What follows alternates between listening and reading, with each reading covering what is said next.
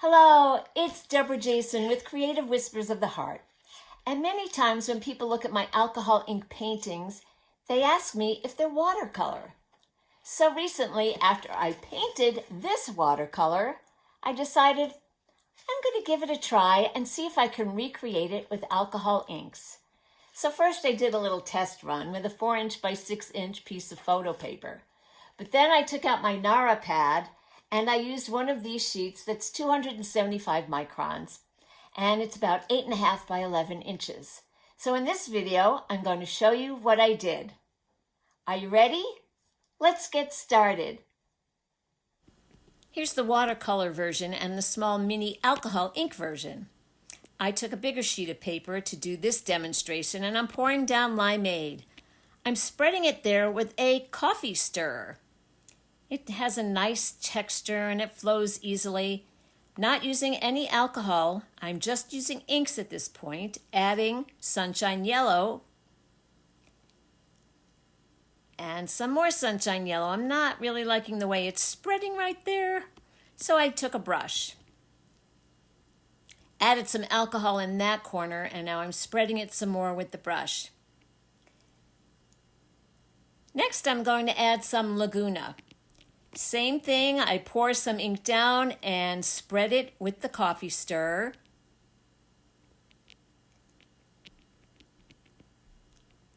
Getting it all across the page there before I add Stream. So Stream is a bit darker, which is what I want toward the bottom layer, darker colors that go down.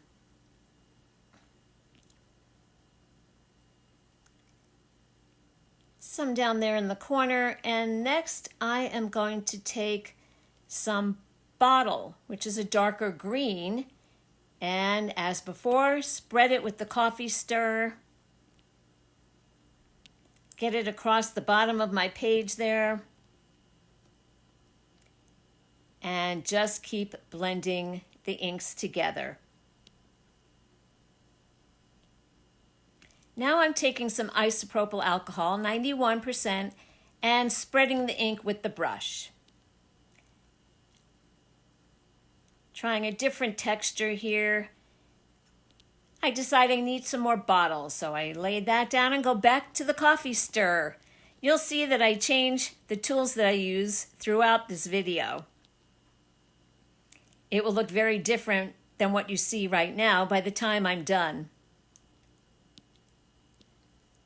I want to smooth out those edges there, so now I'm using a blowing tool. Just laid down some alcohol to spread the inks a little bit more so they're a bit softer and the color's a little wispier. There I go, back to the brush, back to the blowing tool, and spreading the inks with some isopropyl alcohol. I do want that area toward the top center to remain fairly white. That's how it was in the watercolor version I did. Now I'm back to the coffee stirrer, deciding I really didn't like the way that blowing tool looked when I blended the inks. And guess what? Now I'm back to a brush. So you can change your mind as often as I do. And I'm spreading the inks with some isopropyl alcohol using that brush. I'm getting it all across the paper to blend nicely. And you can see I've sped this up a little bit so that you can have the patience, I hope, to watch the whole video. Now I'm getting the colors up there in the right and left corners to blend a bit more using the brush. One of the nice things about Nara is how it goes back to white. So I'm putting alcohol on that paper towel and just cleaning the edges a little bit in that area so they're not so hard, and then also cleaning that white section so it's a bit softer. Here's the watercolor and what the birch trees look like there. Now I'm going to lift the ink back to white. I start off using a blending pen and just go down, as you can see, from top to bottom. I have to keep cleaning the tip of the pen because you see right there, some of the ink gets absorbed in the tip, so I wipe it off on the paper towel. And I just keep lifting the ink back to white.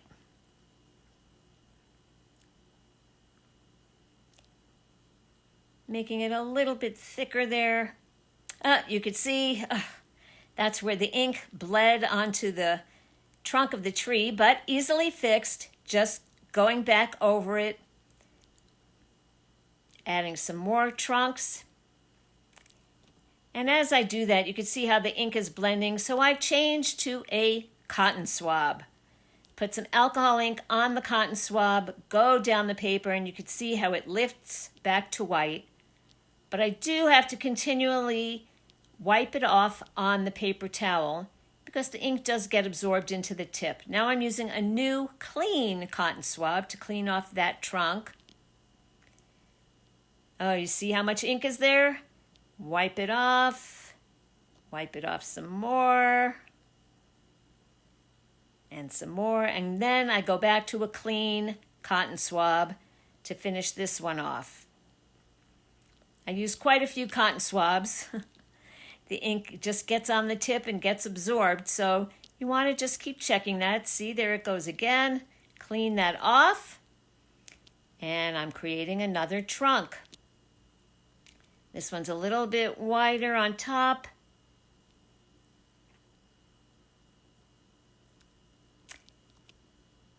In the watercolor version of this painting, I actually put masking tape down. Actually, it was painter's tape, and created the painting and then pulled the tape up to create the trees.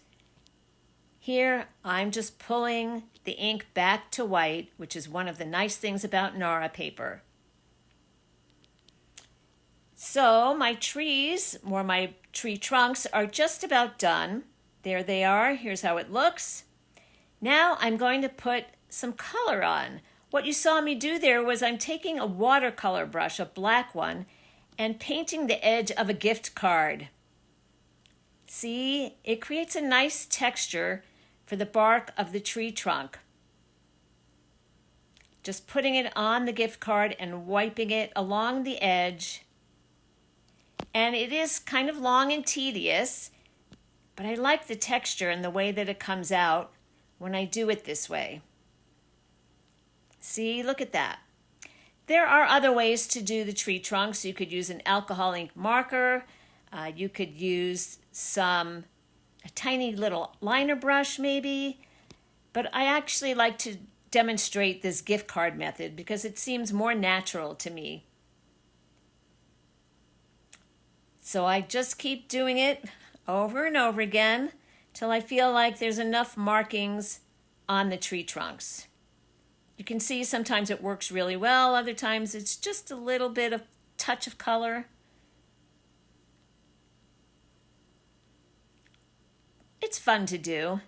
Now you can see I'm softening the colors. I'm taking a micro tip applicator. This actually has a little bit of water on it since I used black watercolor on the tree trunks, and softening the colors that are there, making them blend a little bit more. I think it looks a bit more natural that way when I touch it up. And if you were doing this and you had used an alcohol ink marker, then I would suggest that you use a microtip applicator with a little bit of alcohol on it to blend the color on the tree trunks. So here's how it looks with the tree trunks kind of done. So I switch now to alcohol ink markers to create plants and foliage below the trees. See there, I'm using an olive green marker here. And when I use this olive green one, it does pull the ink back a little bit, which is fine because it creates a little bit more lightness. You'll see as I move forward, see the tiny little dots there? As I move forward, I use a variety of different markers, and sometimes I go back and repeat some of the colors. As always with alcohol inks, it's kind of an intuitive process. I'm looking at my reference image, which is the watercolor painting that I did at first. and going across the bottom of the page, creating these little plants and foliage.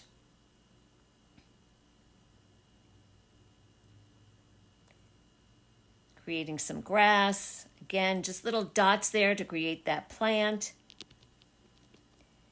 Switching now to a turquoise green, because in the forest, out in the grass, in the garden, it's all different colors. It's not just one color green.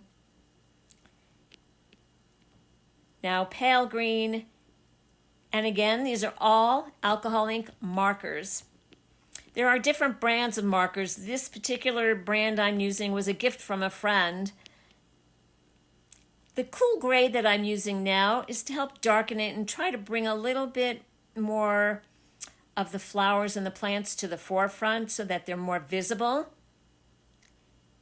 However, you'll see as I move along how I go along and adjust those. I'm back to the olive green here. Now I'm using just alcohol, putting it on a microtip applicator and dotting it. You can see how the ink blooms a little bit there on those tiny little plants just by adding the alcohol. Ah, brass. Everybody loves brass. So now I'm just adding a couple of dots of brass using the microtip applicator, putting the brass ink on the tip of the applicator and dotting it wherever I feel like it. This one caused a little bit of a problem.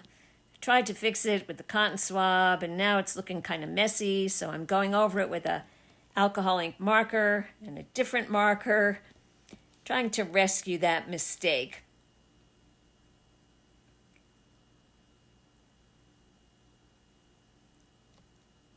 I think it's coming along nicely, don't you think?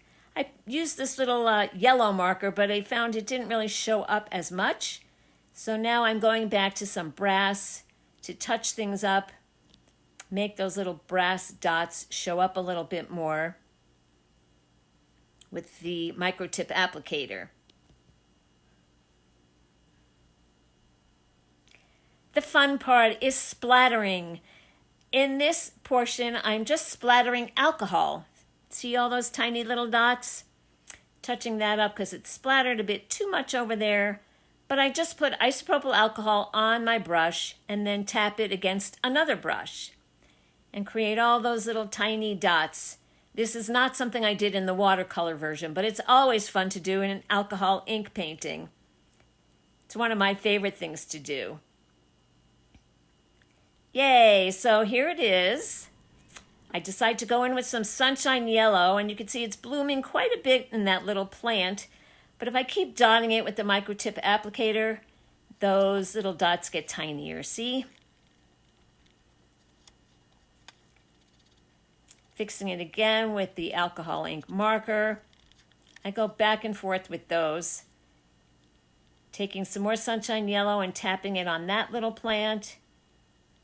You can see how it blooms a little bit there. And so that's my painting. Here's the watercolor version.